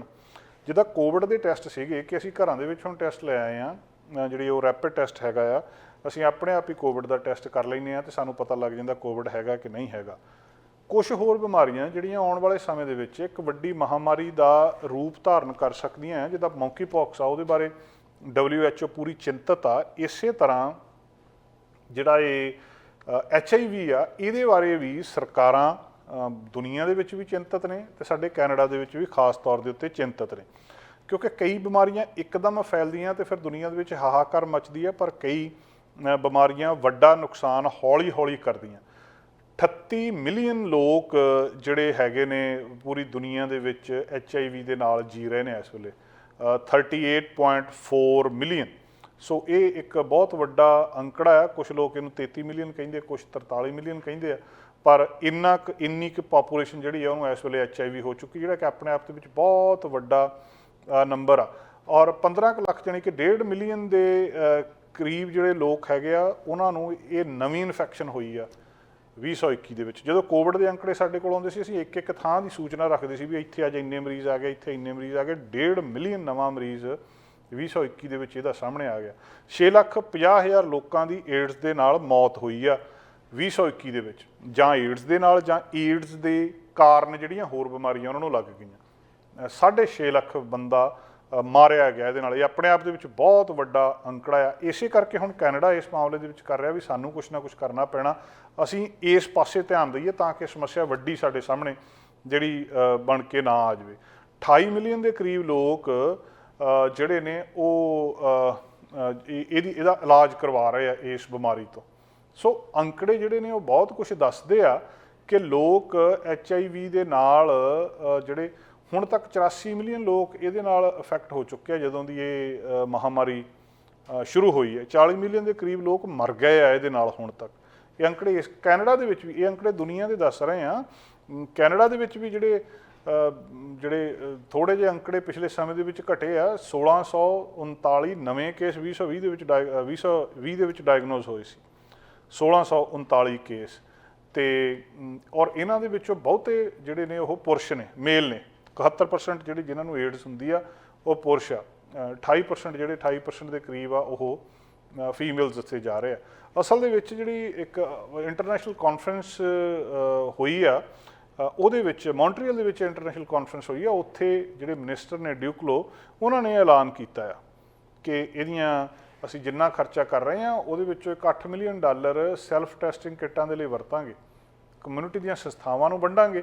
ਉਹ ਸੰਸਥਾਵਾਂ ਜਿਹੜੀਆਂ ਫਿਰ ਅੱਗੇ ਇਹਨੂੰ ਲੋਕਾਂ ਤੱਕ ਵੰਡਣਗੀਆਂ। $9.9 ਮਿਲੀਅਨ ਜਿਹੜੇ ਨਾਰਥ ਅਮਰੀਕਾ ਦੇ ਜਿਹੜੇ ਮਾਫੀ ਚਾਹੁੰਦੇ ਆ, ਇਹਦੇ ਕੈਨੇਡਾ ਦੇ ਵੱਖ-ਵੱਖ ਹਿੱਸਿਆਂ ਦੇ ਦੂਰ ਦੁਰਾਡੇ ਇਲਾਕਿਆਂ ਦੇ ਵਿੱਚ ਇਹਨੂੰ ਦਿੱਤੇ ਜਾਣਗੇ। ਔਰ ਇਹ ਵੀ ਦੱਸਿਆ ਕਿ ਮੈਨੀਟੋਬਾ ਦੇ ਵਿੱਚ ਵਿਨੀਪੈਗ ਦੇ ਵਿੱਚ ਇੱਕ ਜਿਹੜੀ ਨੈਸ਼ਨਲ ਮਾਈਕਰੋਬਾਇਓਲੋਜੀ ਲੈਬੋਰਟਰੀ ਆ, ਉਹਨੂੰ ਵੀ ਇਹ ਜਿਹੜੀ ਰਕਮ ਆ ਇਹ ਦਿੱਤੀ ਜਾਊਗੀ ਤਾਂ ਕਿ ਲੋਕਾਂ ਦਾ ਇਹਦੇ ਤੋਂ ਬਚਾਅ ਹੋ ਸਕੇ, ਲੋਕ ਟੈਸਟ ਕਰ ਸਕਣ ਆਪਣੇ ਆਪ ਨੂੰ, ਲੋਕਾਂ ਨੂੰ ਪਤਾ ਲੱਗ ਸਕੇ। ਇਹਦਾ ਟੈਸਟ ਬਹੁਤ ਔਖਾ ਡਿਵੈਲਪ ਕੀਤਾ ਵਿਗਿਆਨੀਆਂ ਨੇ। ਪਹਿਲਾਂ ਜਿੱਦਾਂ ਕੋਵਿਡ ਸੀ, ਜਦੋਂ ਕੋਵਿਡ ਸ਼ੁਰੂ ਹੋਇਆ ਸੀ ਇਹਦਾ ਟੈਸਟ ਹੀ ਅਵੇਲੇਬਲ ਨਹੀਂ ਸੀ ਸਾਡੇ ਕੋਲ, ਕਿ ਪਤਾ ਹੀ ਨਹੀਂ ਸੀ ਲੱਗਦਾ ਇਹਦਾ ਟੈਸਟ, ਕਿਉਂਕਿ ਵਾਇਰਸ ਨਵਾਂ ਸੀ। ਇਸੇ ਤਰ੍ਹਾਂ ਇਹਦਾ ਹੁਣ ਜਿਹੜਾ ਏਡਸ ਦਾ ਇਹ ਟੈਸਟ ਵੀ ਡਿਵੈਲਪ ਹੋ ਗਿਆ ਆ, ਜਿਹੜਾ ਕਿ ਤੁਸੀਂ ਆਪਣੇ ਘਰ ਦੇ ਵਿੱਚ ਆਪ ਇਹ ਟੈਸਟ ਕਰ ਸਕਦੇ ਆ। BC ਦੇ ਵਿੱਚ ਰਿਚਮੰਡ ਦੇ ਬੇਸਡ ਇੱਕ ਕੰਪਨੀ ਆ ਬਾਇਓਲਿਟੀਕਲ ਲੈਬੋਰਟਰੀਜ਼, ਉਹਦੇ ਵੱਲੋਂ ਇਹ ਟੈਸਟ ਤਿਆਰ ਕੀਤਾ ਸੀ। ਉਂਗਲ ਦੇ ਉੱਤੇ ਜਿਹੜਾ ਖੂਨ ਲੈ ਕੇ ਤੇ ਉਹਦੇ ਤੋਂ ਬੇਸਡ ਫਿਰ ਇਹ ਟੈਸਟ ਕੀਤਾ ਜਾਂਦਾ ਆ। ਸੋ ਸਿੱਖਿਆ, ਇਹ ਸਾਰੇ ਵਿਗਿਆਨੀ ਇਹ ਕਹਿ ਰਹੇ ਆ ਕਿ ਅਸੀਂ ਜੋ ਕੁਝ ਕੋਵਿਡ ਮਹਾਮਾਰੀ ਦੇ ਵਿੱਚ ਹੋਇਆ ਉਹਦੇ ਕੋਲੋਂ ਲਰਨ ਕਰ ਰਹੇ ਹਾਂ, ਉਹਦੇ ਕੋਲੋਂ ਸਿੱਖ ਰਹੇ ਹਾਂ ਕਿ ਜੇ ਕਿਸ ਤਰੀਕੇ ਨਾਲ ਇਹਦੀ ਰੋਕਥਾਮ ਕੀਤੀ ਜਾਵੇ। ਕੈਨੇਡਾ ਤੇ ਦੂਜੇ ਦੇਸ਼ਾਂ ਦੇ ਵਿੱਚ HIV ਕਾਫੀ ਜ਼ਿਆਦਾ ਹੁੰਦਾ, ਉਹਦੇ ਲਈ ਜਿਹੜਾ ਕਾਫੀ ਸਮੱਸਿਆ ਵੀ ਆਉਂਦੀ ਆ ਹੈਲਥ ਕੇਅਰ ਦੇ ਵਿੱਚ। ਸਰਕਾਰ ਦਾ ਇਸ ਵੇਲੇ ਨਾਮ ਆ, ਅਨੁਮਾਨ ਆ, ਅੰਦਾਜ਼ਾ ਆ ਕਿ ਕੈਨੇਡਾ ਦੇ ਵਿੱਚ 63,000 ਲੋਕ HIV ਦੇ ਨਾਲ ਪੀੜਿਤ ਨੇ ਤੇ 10 ਵਿੱਚੋਂ ਇੱਕ ਦੀ ਜਿਹੜਾ ਵਿਅਕਤੀ ਹੈਗਾ ਉਹਨਾਂ ਨੂੰ ਇਸ ਵਾਇਰਸ ਬਾਰੇ ਕੋਈ ਜਾਣਕਾਰੀ ਨਹੀਂ ਹੈ। ਸੋ ਕਾਨਫਰੰਸ ਬਹੁਤ ਵੱਡੀ ਹੋਈ ਆ। ਇਹਦੇ ਵਿੱਚ ਏਡਸ ਨੂੰ ਖਤਮ ਕਰਨ ਦੇ ਲਈ ਇਹਦੀ ਫੰਡਿੰਗ ਉਹਦੇ ਵਿੱਚ ਵੀ ਦੱਸਦੇ ਆ ਕਿ 27 ਮਿਲੀਅਨ ਦਾ ਵਾਅਦਾ ਕੀਤਾ ਗਿਆ, 100 ਮਿਲੀਅਨ ਖਰਚ ਕਰਨ ਦੀ ਗੱਲਬਾਤ ਕੀਤੀ ਗਈ ਆ। ਸੋ ਏਡਸ ਦੇ ਲਈ ਸਰਕਾਰ ਕਾਫੀ ਯਤਨ ਕਰ ਰਹੀ ਹੈ ਤੇ ਜਿਹਦੇ ਵਿੱਚ ਫੰਡਿੰਗ ਕਾਫੀ ਜ਼ਿਆਦਾ ਵਧਾਈ ਜਾ ਰਹੀ ਹੈ। ਅੱਜ ਅਮਰੀਕਾ ਦੀ ਇੱਕ ਖਬਰ ਜਿਹਨੇ ਪੂਰੀ ਦੁਨੀਆ ਦਾ ਧਿਆਨ ਆਪਣੇ ਵੱਲ ਖਿੱਚਿਆ ਆ, ਉਹ ਇਹ ਸੀ ਕਿ ਅਮਰੀਕਾ ਜਿਹੜੀ ਤਾਈਵਾਨ ਦੀ ਰਾਜਧਾਨੀ ਆ ਤਾਏਪਾਈ, ਉਹਦੇ ਵਿੱਚ ਅੱਜ ਨੈਂਸੀ ਪੈਲੋਸੀ ਚਲੇ ਗਏ ਆ। House of representative the speaker Nancy Pelosi Taiwan ਦੀ ਰਾਜਧਾਨੀ ਤਾਏਪਾਈ ਦੇ ਵਿੱਚ ਪਹੁੰਚ ਗਏ ਆ। ਅਮਰੀਕਾ ਨੇਵੀ ਏਅਰ ਫੋਰਸ ਦੇ ਲਗਭਗ ਦੱਸਦੇ ਆ ਕਿ ਕਿੰਨੇ ਐਡਵਾਂਸ ਫਾਈਟਰ ਜੈਟਸ ਨੇ ਉਹਨਾਂ ਨੇ ਉਹਨੂੰ ਅਸਕੌਟ ਕੀਤਾ ਆ, ਸੁਰੱਖਿਆ ਦਿੱਤੀ ਹੈ, ਇੱਦਾਂ ਕਿਹਾ ਜਾ ਸਕਦਾ ਆ। ਇਹ ਮਾਮਲਾ ਬਹੁਤ ਗੰਭੀਰ ਸੀ, ਪਿਛਲੇ ਦਿਨਾਂ ਦੇ ਵਿੱਚ ਬਹੁਤ ਗੰਭੀਰ ਮਾਮਲਾ ਸੀ। ਅੱਜ ਜਦੋਂ ਏਅਰਪੋਰਟ ਦੇ ਉੱਤੇ ਉਹ ਇੱਕ ਗੁਲਾਬੀ ਸੂਟ ਦੇ ਵਿੱਚ ਨੈਂਸੀ ਪੈਲੋਸੀ ਉੱਥੇ ਦਿਸੇ ਆ ਤਾਂ ਦੁਨੀਆ ਦੇ ਵਿੱਚ ਇੱਕ ਤਰੀਕੇ ਦੇ ਨਾਲ ਪੂਰੀ ਤਣਾਅ ਆਇਆ ਤੇ ਹਲਚਲ ਮਚੀ। ਹਲਚਲ ਕੀ ਹੈ? ਇੱਕ ਪਾਸੇ ਅਮਰੀਕਾ ਹੈ ਤੇ ਦੂਜੇ ਪਾਸੇ ਚੀਨ ਆ। ਤਾਈਵਾਨ, ਚੀਨ ਕਹਿੰਦਾ ਵੀ ਇਹ ਸਾਡਾ ਆਪਸੀ ਮਾਮਲਾ ਆ, ਇਹਦੇ ਵਿੱਚ ਦਖਲ ਨਾ ਦਿੱਤਾ ਜਾਵੇ। ਪਿਛਲੇ ਲੰਬੇ ਸਮੇਂ ਤੋਂ ਸਕੀਮ ਇਹ ਬਣ ਰਹੀ ਸੀ, ਪਲਾਨ ਇਹ ਬਣ ਰਿਹਾ ਸੀ ਕਿ ਅਮਰੀਕਾ ਦੇ ਜਿਹੜੇ ਅਫੀਸ਼ੀਅਲ ਨੇ ਔਰ ਜਿਹੜੀ ਸਭ ਤੋਂ ਟੌਪ ਦੀ ਅਫੀਸ਼ੀਅਲ ਨੈਂਸੀ ਪੈਲੋਸੀ ਸਪੀਕਰ, ਇਹ ਉੱਥੇ ਜਾਣਗੇ। ਇਹ ਤੋਂ ਪਹਿਲਾਂ ਰਾਸ਼ਟਰਪਤੀ ਜੋ ਬਾਈਡਨ ਦੀ ਉੱਥੋਂ ਦੇ ਪ੍ਰੈਜ਼ੀਡੈਂਟ ਦੇ ਨਾਲ ਗੱਲਬਾਤ ਹੋਈ ਆ ਤੇ ਉਹਨਾਂ ਨੇ ਸਿੱਧਾ ਇੱਕ ਤਰੀਕੇ ਦੇ ਨਾਲ ਅਮਰੀਕਾ ਨੂੰ ਵਾਰਨਿੰਗ ਦਿੱਤੀ ਹੈ ਵੀ ਜੇ ਤੁਸੀਂ ਉੱਥੇ ਤਾਈਵਾਨ ਦੇ ਵਿੱਚ ਜਾਂਦੇ ਆ ਤਾਂ ਫਿਰ ਉਹਦੇ ਸਿੱਟੇ ਭੁਗਤਣ ਲਈ ਤਿਆਰ ਰਹੋ। ਬਾਵਜੂਦ ਇਸ ਵਾਰਨਿੰਗ ਦੇ ਨੈਂਸੀ ਪੈਲੋਸੀ, ਅਮਰੀਕਾ ਦੀ ਆਲਾ ਦਰਜੇ ਦੀ ਉੱਚ ਅਧਿਕਾਰੀ, ਉਹ ਉੱਥੇ ਸਪੀਕਰ, ਉਹ ਤਾਏਪਾਈ ਦੇ ਵਿੱਚ ਪਹੁੰਚ ਗਈ ਆ ਤੇ ਇਸ ਗੱਲਬਾਤ ਨੂੰ ਲੈ ਕੇ ਹੁਣ ਪੂਰੀ ਦੁਨੀਆ ਦੇ ਵਿੱਚ ਚਰਚਾ ਸਾਰਾ ਦਿਨ ਚੱਲੇਗੀ ਤੇ ਆਉਣ ਵਾਲੇ ਦਿਨਾਂ ਦੇ ਵਿੱਚ ਵੀ ਇਹਦੇ ਸਿੱਟੇ ਜਿਹੜੇ ਇਹਦੇ ਕੌਨਸੀਕੁਐਂਸਸ ਨੇ ਉਹ ਸਾਹਮਣੇ ਆਉਂਦੇ ਰਹਿਣਗੇ ਕਿ ਆਖਰਕਾਰ ਇਹਦਾ ਹੁਣ ਨਤੀਜਾ ਨਿਕਲੂਗਾ ਕੀ। ਚੀਨ ਦਾ ਸਰਕਾਰੀ ਅਖਬਾਰ ਆ ਗਲੋਬਲ ਟਾਈਮਸ, ਇਹਨਾਂ ਨੇ ਪਿਛਲੇ ਦਿਨਾਂ ਦੇ ਵਿੱਚ ਲਿਖਿਆ ਸੀ ਕਿ ਜੇ ਪੈਲੋਸੀ ਦਾ ਪਲੇਨ ਤਾਈਵਾਨ ਦੇ ਪੱਲੋਂ ਆਇਆ ਤਾਂ ਉਹਨੂੰ ਉਡਾਇਆ ਜਾ ਸਕਦਾ। ਅਖਬਾਰ ਦੇ ਵਿੱਚ ਇਹ ਵੀ ਲਿਖਿਆ ਗਿਆ ਸੀ। ਸੋ ਇਹ ਵੀ ਕਿਹਾ ਗਿਆ ਸੀਗਾ ਜਿਹੜੇ ਚੀਨੀ ਏਅਰ ਫੋਰਸ ਜਾਂ ਏਅਰਕ੍ਰਾਫਟ ਆ ਉਹ ਇਹਦੇ ਜਿਹੜੇ ਜਹਾਜ਼ ਆ ਇਹਨੂੰ ਘੇਰ ਲੈਣਗੇ ਪੈਲੋਸੀ ਨੂੰ ਤੇ ਇਹ ਜਾਣ ਨਹੀਂ ਦੇਣਗੇ। ਫਿਰ ਧਮਕੀ ਇੱਕ ਤਰੀਕੇ ਦੇ ਨਾਲ ਸਿੱਧੀ ਦਿੱਤੀ ਹੈ ਕਿ ਤਾਈਵਾਨ ਪਹੁੰਚਣ ਤੋਂ ਬਾਅਦ ਫਿਰ ਅਮਰੀਕਾ ਨੂੰ ਧਮਕੀ ਦਿੱਤੀ ਆ। ਇੱਕ ਨਿਊਜ਼ ਏਜੰਸੀ ਦੇ ਮੁਤਾਬਕ ਉਹ ਕਹਿੰਦੇ ਜਿਹੜੀਆਂ ਟਾਰਗੇਟਡ ਮਿਲਟਰੀ ਐਕਸ਼ਨ ਇਹਦੇ ਤੇ ਅਸੀਂ ਲਵਾਂਗੇ। ਇਹ ਨਹੀਂ ਸਾਫ਼ ਕੀਤਾ ਉਹਨਾਂ ਨੇ ਕਿ ਟਾਰਗੇਟ ਜਿਹੜਾ ਆ ਕਿਹੜੀ ਉਹ ਸੈਨਿਕ ਕਾਰਵਾਈ ਕਰਨਗੇ ਤਾਂ ਕੀ ਕਰਨਗੇ। ਪਹਿਲਾਂ ਅਮਰੀਕਾ, ਤਾਈਵਾਨ ਤੇ ਚੀਨ ਆ, ਇਹਨਾਂ ਤਿੰਨਾਂ ਨੇ ਆਪਣੀਆਂ ਫੌਜਾਂ ਨੂੰ ਕੰਬੈਟ ਰੈਡੀ ਜਾਣੀ ਕਿ ਜੰਗ ਦੇ ਲਈ ਤਿਆਰ ਰਹਿਣ ਦੇ ਲਈ ਕਿਹਾ ਆ। ਇਹ ਸਥਿਤੀ ਇਸ ਵੇਲੇ ਮਤਲਬ ਹਾਈ ਅਲਰਟ ਦੇ ਉੱਤੇ ਤਿੰਨਾਂ ਦੇਸ਼ਾਂ ਦੀਆਂ ਫੌਜਾਂ ਨੇ। ਜਿਹੜੀ ਉੱਥੋਂ ਦੀ ਬਹੁਤ ਵੱਡੀ ਬਿਲਡਿੰਗ ਆ ਉਹਦੇ ਉੱਤੇ ਵੀ ਉਹਨਾਂ ਨੇ ਨੈਂਸੀ ਪੈਲੋਸੀ ਦਾ ਸਵਾਗਤ ਕਰਨ ਦੇ ਲਈ ਜਿਹੜੀ ਬੁਰਜ ਖਲੀਫਾ ਤੋਂ ਪਹਿਲਾਂ ਸਭ ਤੋਂ ਵੱਡੀ ਬਿਲਡਿੰਗ ਸੀਗੀ ਉੱਥੇ ਜਿਹੜੀ ਤਾਏਪਾਈ ਦੇ ਵਿੱਚ, ਉਹਦੇ ਉੱਤੇ ਵੀ ਸਾਰੇ ਸ਼ਹਿਰ ਦੇ ਵਿੱਚ ਸਲੋਗਨ ਲੱਗੇ ਆ। ਸਾਊਥ ਚਾਈਨਾ ਮਾਈਨਿੰਗ ਪੋਸਟ ਦੀ ਇੱਕ ਰਿਪੋਰਟ ਦੇ ਮੁਤਾਬਕ ਵੀ ਬਹੁਤ ਸਾਰੀਆਂ ਥਾਵਾਂ ਦੇ ਉੱਤੇ ਹੋਰਡਿੰਗਸ ਲੱਗੇ ਆ ਜਿਹੜੇ ਨੈਂਸੀ ਪੈਲੋਸੀ ਨੂੰ ਵੈਲਕਮ ਕਰ ਰਹੇ ਆ, ਉਹਨੂੰ ਸੱਦ ਰਹੇ ਆ। ਚੀਨ ਇਸ ਗੱਲ ਤੋਂ ਬਿਲਕੁਲ ਖੁਸ਼ ਨਹੀਂ ਆ। ਕੁਛ ਐਕਸਪਰਟ ਦੇ ਹਿਸਾਬ ਦੇ ਨਾਲ ਜਿਹੜੀ ਚੀਨ ਨੇ ਸਿਰਫ ਧਮਕੀ ਦਿੱਤੀ ਸੀ ਕਿ ਉਹ ਇੱਦਾਂ ਦੀ ਗਲਤੀ ਨਹੀਂ ਕਰਨਗੇ ਕਿ ਸਿੱਧਾ ਅਮਰੀਕਾ ਦੇ ਨਾਲ ਟਕਰਾਅ ਦੇ ਵਿੱਚ ਆ ਜਾਣ। ਪਰ ਹੁਣ ਅਮਰੀਕਾ ਨੇ ਇੱਕ ਤਰੀਕੇ ਦੇ ਨਾਲ ਸਾਫ਼ ਤੌਰ ਦੇ ਉੱਤੇ ਦੁਨੀਆ ਨੂੰ ਦੱਸ ਦਿੱਤਾ ਕਿ ਜਿਹੜਾ ਦੁਨੀਆ ਦਾ ਸਭ ਤੋਂ ਵੱਡੀ ਤਾਕਤ ਆ ਉਹ ਅਜੇ ਵੀ ਅਮਰੀਕਾ ਹੀ ਆ। ਉਹ ਚੀਨ ਤੋਂ ਨਹੀਂ ਡਰਦਾ, ਉਹ ਕਿਸੇ ਤੋਂ ਨਹੀਂ ਡਰਦਾ। ਹਾਲਾਂਕਿ ਦੱਸਦੇ ਆ ਕਿ ਇਹਨਾਂ ਦੀ ਜਿਹੜੀ ਫਲਾਈਟ ਆ ਨੈਂਸੀ ਪੈਲੋਸੀ ਦੀ ਉਹ ਵਲ ਪਾ ਕੇ ਦੂਜੇ ਪਾਸੇ ਦੀ ਜਿਹੜਾ ਫਿਲੀਪੀਨ ਵਾਲੇ ਪਾਸੇ ਦੀ ਹੋ ਕੇ ਗਈ ਆ। ਤੇ ਹੁਣ ਕੀ ਇਹ ਤਾਈਵਾਨ ਇਸ ਮਾਮਲੇ ਦੇ ਵਿੱਚ ਕੋਈ ਅੱਗਿਓਂ ਐਕਸ਼ਨ ਲੈਂਦਾ ਆ, ਕੋਈ ਕੁਛ ਕਰਦਾ ਆ? ਅਮਰੀਕੀ ਨੇਵੀ ਦੇ 4 ਵਾਰਸ਼ਿਪ ਹਾਈ ਅਲਰਟ ਦੇ ਉੱਤੇ ਆ। ਤਾਈਵਾਨ ਦੀ ਸਮੁੰਦਰੀ ਸੀਮਾ ਦੇ ਵਿੱਚ ਕਹਿੰਦੇ ਉੱਥੇ ਗਸ਼ਤ ਕਰ ਰਹੇ ਆ, ਉਹ ਆਪਣਾ ਬਚਾਅ ਆਪ ਕਰ ਰਹੇ ਆ। ਹਾਈ ਅਲਰਟ ਦੇ ਉੱਤੇ ਜਿਹੜੀ ਇਹਦੇ ਵਿੱਚ F-16 ਤੇ F-35 ਵਰਗੇ ਜਿਹੜੇ ਐਡਵਾਂਸ ਫਾਈਟਰ ਜੈਟਸ ਉਹ ਵੀ ਇਹਦੇ ਵਿੱਚ ਦੱਸੇ ਜਾ ਰਹੇ ਆ। ਜੇ ਚੀਨ ਦੇ ਵੱਲੋਂ ਕੋਈ ਵੀ ਗੱਲਬਾਤ ਇੱਦਾਂ ਦੀ ਸਾਹਮਣੇ ਆਉਂਦੀ ਆ, ਅਮਰੀਕਾ ਤੇ ਤਾਈਵਾਨ ਇਸ ਵੇਲੇ ਪੂਰੇ ਤਿਆਰ ਬੈਠੇ ਆ। ਲੋਕ ਡਰਦੇ ਸੀ ਕਿ ਜਦੋਂ ਹੀ ਇਹ ਨੈਂਸੀ ਪਲੋਸੀ ਉੱਥੇ ਪਹੁੰਚਦੇ ਆ ਉਸੇ ਵੇਲੇ ਚੀਨ ਹਮਲਾ ਨਾ ਕਰ ਦੇਵੇ ਜਾਂ ਕੋਈ ਇੱਦਾਂ ਦੀ ਗੱਲਬਾਤ ਨਾ ਹੋ ਜਾਵੇ। ਇੱਦਾਂ ਦੀ ਗੱਲਬਾਤ ਸਾਹਮਣੇ ਨਹੀਂ ਆਈ, ਪਰ ਅਜੇ ਵੀ ਇਹ ਨਹੀਂ ਮੰਨਿਆ ਜਾ ਸਕਦਾ ਕਿ ਚੀਨ ਹੁਣ ਕੋਈ ਕਾਰਵਾਈ ਨਹੀਂ ਕਰੂਗਾ। ਸਿੱਧਾ ਸਿੱਧਾ ਉਹਨਾਂ ਦੀ ਤਾਕਤ ਨੂੰ ਅਮਰੀਕਾ ਨੇ ਇਸ ਵੇਲੇ ਚੈਲੰਜ ਕੀਤਾ ਹੈ ਕਿ ਤੁਸੀਂ ਇਹ ਸਾਡੇ ਅੰਦਰੂਨੀ ਮਾਮਲੇ ਦੇ ਵਿੱਚ ਜਿਹੜਾ ਦਖਲ ਦੇਣ ਦੇ ਲਈ ਕਿਉਂ ਆਏ ਆ। ਦੂਜੇ ਪਾਸੇ ਅਮਰੀਕਾ ਕਹਿ ਰਿਹਾ ਕਿ ਅਸੀਂ ਕੋਈ ਅੰਦਰੂਨੀ ਮਾਮਲੇ 'ਚ ਦਖਲ ਨਹੀਂ ਦੇ ਰਹੇ। ਜਿੱਥੇ ਕਿਤੇ ਵੀ ਲੋਕ ਜਿਹੜੇ ਆ ਉਹ ਡੈਮੋਕ੍ਰੇਸੀ ਦੇ ਲਈ ਲੜ ਰਹੇ ਆ, ਅਸੀਂ ਉਹਨਾਂ ਦੇ ਨਾਲ ਆ ਤੇ ਅਸੀਂ ਉਹਨਾਂ ਦਾ ਸਾਥ ਦੇਵਾਂਗੇ। ਅਮਰੀਕਾ ਨੇ ਹੁਣ ਤੱਕ ਇਹ ਸਾਫ਼ ਨਹੀਂ ਕੀਤਾ ਕਿ ਉਹਦੇ ਸੈਨਿਕ ਤਾਈਵਾਨ ਦੇ ਵਿੱਚ ਮੌਜੂਦ ਹੈਗੇ ਆ ਜਾਂ ਨਹੀਂ। ਕੁਛ ਰਿਪੋਰਟਾਂ ਇਹ ਵੀ ਆਈਆਂ ਸੀ ਕਿ ਅਮਰੀਕਾ ਨੇ ਆਪਣੀ ਫੌਜ ਪਹਿਲਾਂ ਹੀ ਤਾਈਵਾਨ ਦੇ ਵਿੱਚ ਭੇਜੀ ਆ।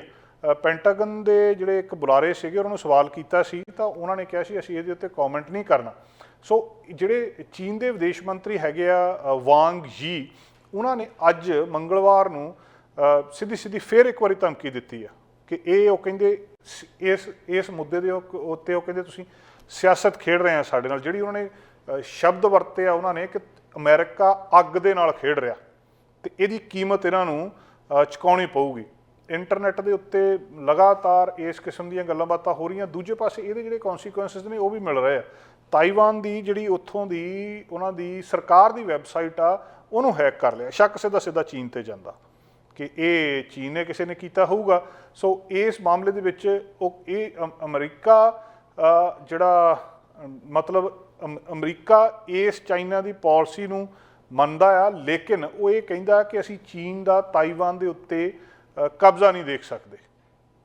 ਕੁਝ ਪਾਲਿਸੀਆਂ ਦੇ ਉੱਤੇ ਜੋ ਬਾਈਡਨ ਰਾਜੀ ਹੋਏ ਸੀ ਉਸ ਵੇਲੇ, ਪਰ ਹੁਣ ਸਪੀਕਰ ਨੈਂਸੀ ਪਲੋਸੀ ਦਾ ਉੱਥੇ ਜਾਣਾ। ਦੂਜੀ ਗੱਲ ਇਹ ਹੈ ਕਿ ਨੈਂਸੀ ਪਲੋਸੀ ਦੇ ਆਪਣੇ ਵੀ ਫੈਸਲੇ ਨੇ। ਇਹ ਵੀ ਗੱਲ ਜੋ ਬਾਈਡਨ ਨੇ ਕਿਹਾ ਕਿ ਉਹ ਮਤਲਬ ਉਹਨਾਂ ਦੀਆਂ ਤਾਕਤਾਂ ਲਗਭਗ ਰਾਸ਼ਟਰਪਤੀ ਦੇ ਬਰਾਬਰ ਹੁੰਦੀਆਂ ਸਪੀਕਰ ਦੀਆਂ, ਤੇ ਉਹਨਾਂ ਦੇ ਉਹ ਆਪਣੇ ਫੈਸਲੇ ਲੈ ਸਕਦੇ ਆ।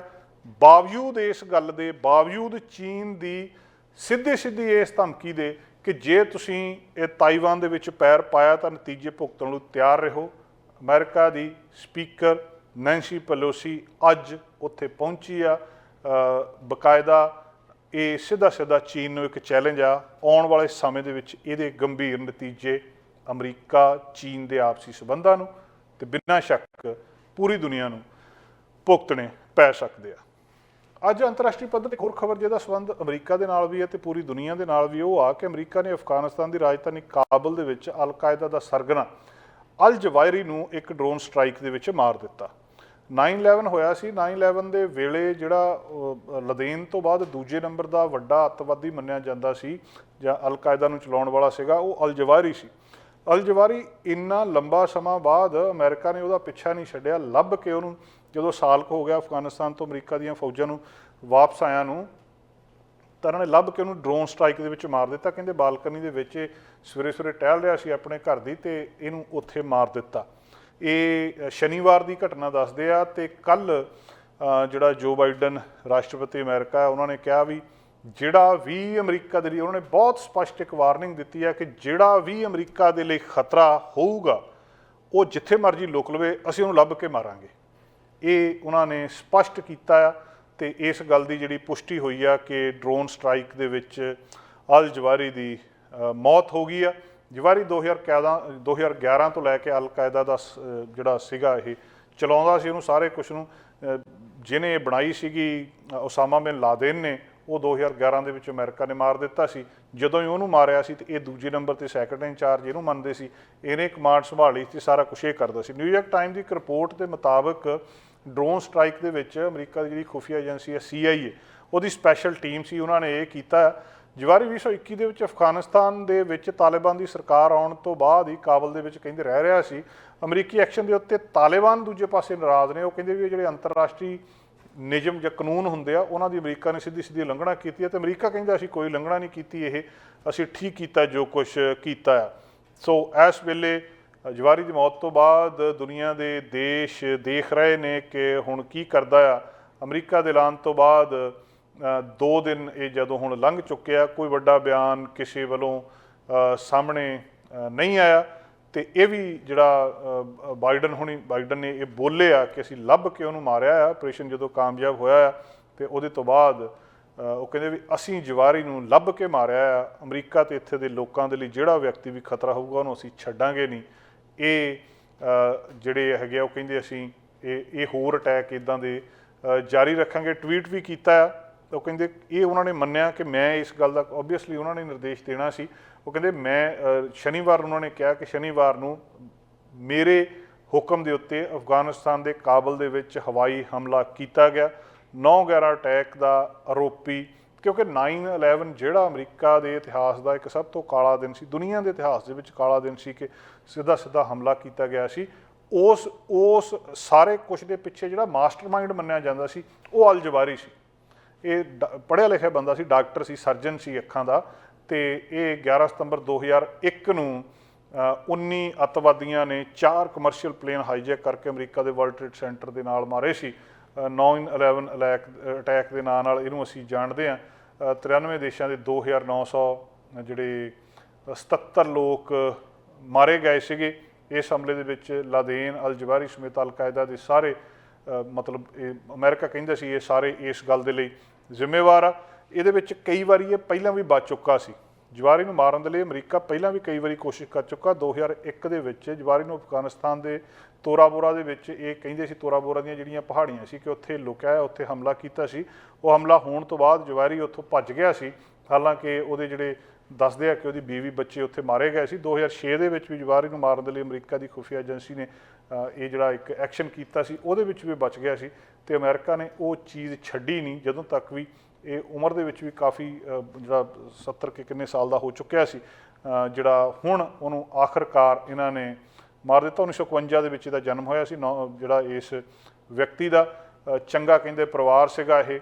ਤੇ ਇਹ ਹੌਲੀ ਹੌਲੀ ਫਿਰ ਇੱਧਰਲੇ ਪਾਸੇ ਨੂੰ ਗਿਆ। ਫਿਰ ਇਹਨੇ ਪੜ੍ਹਾਈ ਕੀਤੀ ਆਪਣੀ, ਉਹਦੇ ਤੋਂ ਬਾਅਦ ਸਰਜਨ ਬਣਿਆ ਤੇ ਮੁੜ ਕੇ ਇਹ ਇਸ ਅਲ ਕਾਇਦਾ ਦਾ ਮੁਖੀ, ਲਾਦੇਨ ਦੇ ਦੂਜੇ ਨੰਬਰ ਦਾ ਵਿਅਕਤੀ ਬਣ ਗਿਆ। ਤੇ ਆਖਰਕਾਰ ਅਮਰੀਕਾ ਨੇ ਇਹਨੂੰ ਛੱਡਿਆ ਨਹੀਂ, ਬਖਸ਼ਿਆ ਨਹੀਂ। 9/11 ਦੇ ਲਈ ਜ਼ਿੰਮੇਵਾਰ ਸਮਝੇ ਜਾਂਦੇ ਇਸ ਅੱਤਵਾਦੀ ਨੂੰ ਅਮਰੀਕਾ ਨੇ ਸ਼ਨੀਵਾਰ ਨੂੰ ਕਾਬੁਲ ਦੇ ਵਿੱਚ ਆਪਣੇ ਘਰ ਦੇ ਬਾਹਰ ਜਦੋਂ ਕਹਿੰਦੇ ਇਹ ਬਾਲਕੋਨੀ ਦੇ ਵਿੱਚ ਫਿਰ ਰਿਹਾ ਸੀ ਉੱਥੇ ਮਾਰ ਦਿੱਤਾ। 에ਅਰ ਸਟ੍ਰਾਈਕ ਕੀਤੀ ਗਈ। ਹੋਰ ਵੀ ਬਹੁਤ ਸਾਰੇ ਲੋਕ ਕਹਿੰਦੇ ਉੱਥੇ ਘਰ ਦੇ ਵਿੱਚ ਮੌਜੂਦ ਸਨ, ਪਰ ਅਲ ਜਵਾਰੀ ਹੀ ਇਸ ਐਕਸ਼ਨ ਦੇ ਵਿੱਚ ਮਾਰਿਆ ਗਿਆ। ਦੋਸਤੋ, ਅੱਜ ਦਾ ਪ੍ਰੋਗਰਾਮ ਇੱਥੇ ਸਮਾਪਤ ਕਰਦੇ ਹਾਂ। ਕੱਲ ਫਿਰ ਹਾਜ਼ਰ ਹੋਵਾਂਗੇ ਕੁਛ ਨਵੀਆਂ ਗੱਲਾਂ ਬਾਤਾਂ ਨਾਲ। ਸਾਡਾ ਹਰ ਇੱਕ ਪ੍ਰੋਗਰਾਮ ਦੇਖਣ ਤੇ ਸਾਡੇ ਨਾਲ ਜੁੜਨ ਲਈ ਸਬਸਕ੍ਰਾਈਬ ਕਰੋ ਚੈਨਲ ਪੰਜਾਬੀ ਤੇ ਨੋਟੀਫਿਕੇਸ਼ਨ ਲਈ ਬੈਲ ਆਈਕਨ ਵਾਲੇ ਬਟਨ ਤੇ ਕਲਿੱਕ ਕਰੋ।